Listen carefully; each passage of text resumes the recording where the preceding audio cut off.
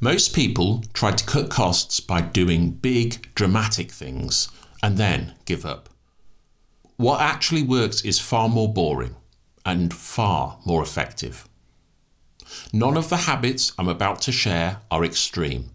None feel like deprivation, and they're all things we've stuck to for years. These are just small, everyday lifestyle habits that we've built up over time.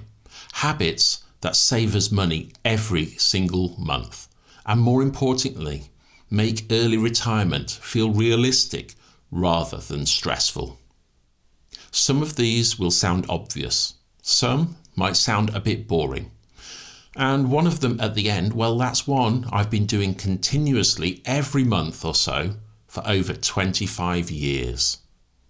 And stacked together, these 10 habits have saved us thousands without feeling like we're missing out. So let's start with the simplest one of them all. 1. Make a shopping list. This is about as unglamorous as it gets, but it works. Before we do our weekly food shop, we always make a list. Not in our heads, not roughly, an actual list. Because the moment you walk into a supermarket without one, you're no longer in control. The supermarket is. The list does two things. It stops impulse buys, and it massively reduces food waste. And food waste is one of those silent money drains people don't notice. You're not just throwing away food, you're throwing away money every single week. This habit on its own doesn't feel life-changing, but it sets the tone for everything else in this video. Intentional spending instead of accidental spending. So, our next habit is number 2, bringing your lunch to work. When you plan your food properly, bringing your lunch to work becomes easy, not a chore. I prepare a healthy lunch every workday, usually some fruit, so satsumas, grapes, bananas, and then some plum tomatoes. I absolutely love plum tomatoes. And the biggest benefit isn't even the money, it's avoiding temptation. Once you're out and about and hungry, it's far too easy to grab fast food, expensive snacks, or whatever's in the vending machine. These costs feel small in isolation, but over the years of working life, they add up to an eye-watering amount.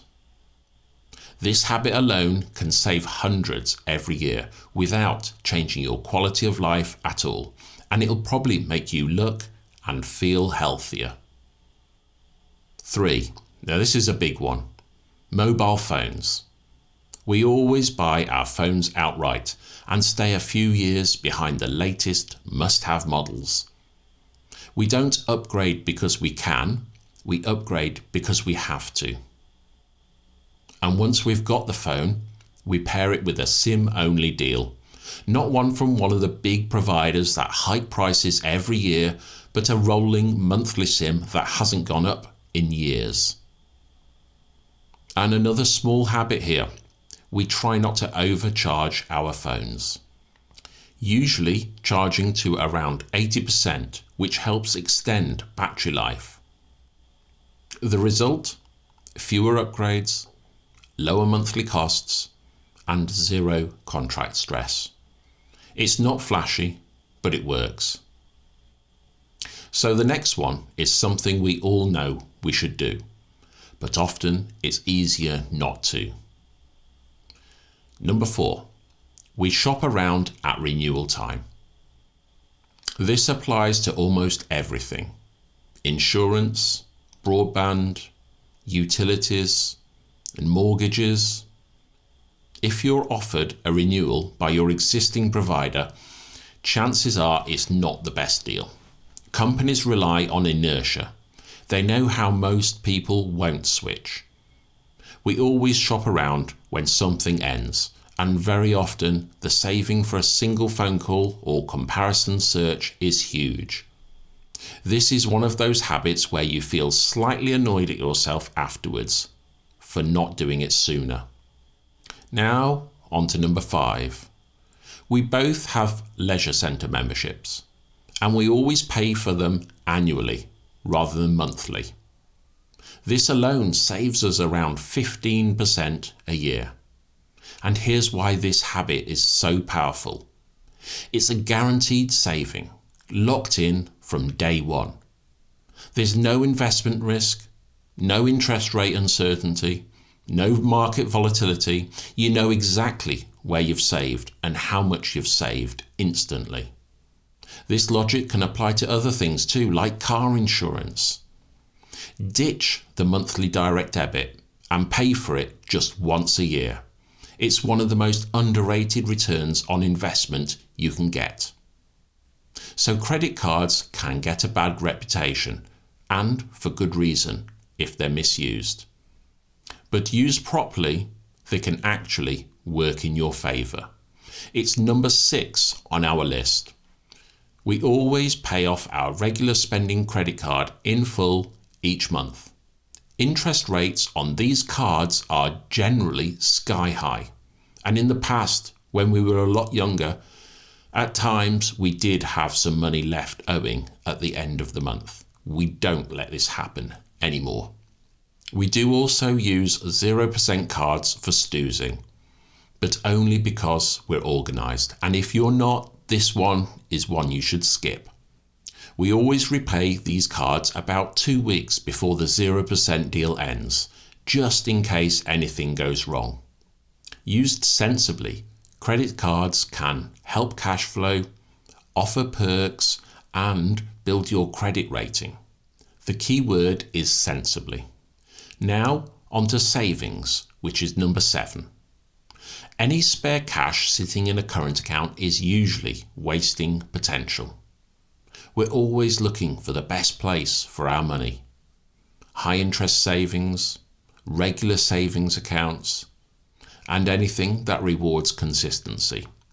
Some banks offer far higher rates if you commit to saving regularly, and these can be incredibly powerful over time. This also ties into stoozing. So, where appropriate, using interest-free borrowing and maximising the returns on that. Again, this isn't about chasing complexity. It's about not leaving money idle. On to number 8. We've set our thermostat to 19 degrees Celsius.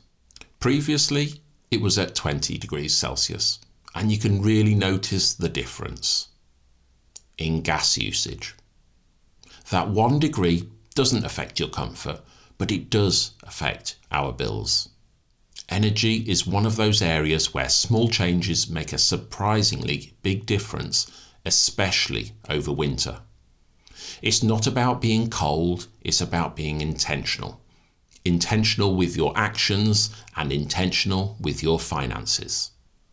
And if you do exercise at home, or go to the gym, or swimming like I do, then this will raise your core temperature and you'll be grateful for that lower temperature. So the penultimate habit is one that can not only save you money, but also give you a better quality. We're talking holidays. We love our holidays, but we're flexible.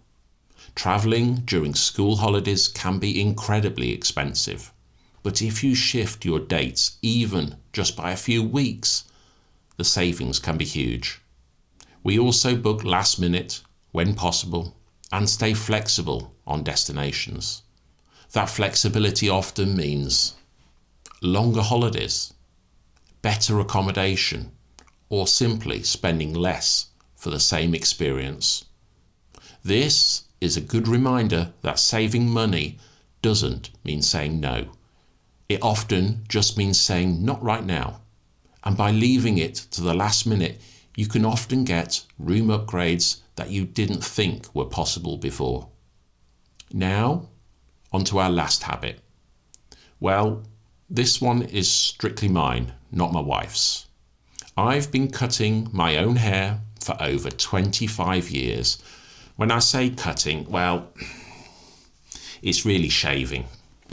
But if I'd spent, say, £10 a month on a haircut, and on its own this monthly amount sounds trivial, but over 25 years or more, that's saved over £3,000. And that's the point. Early retirement isn't usually achieved through one massive decision. It's built from hundreds of small ones that never stop compounding.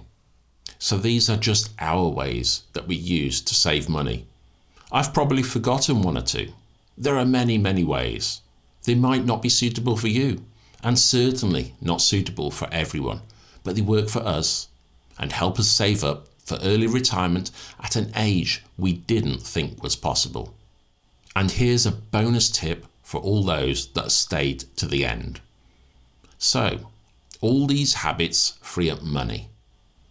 And rather than let that extra cash disappear, we funnel as much of it as possible into our personal pensions, into our SIPs to be more precise.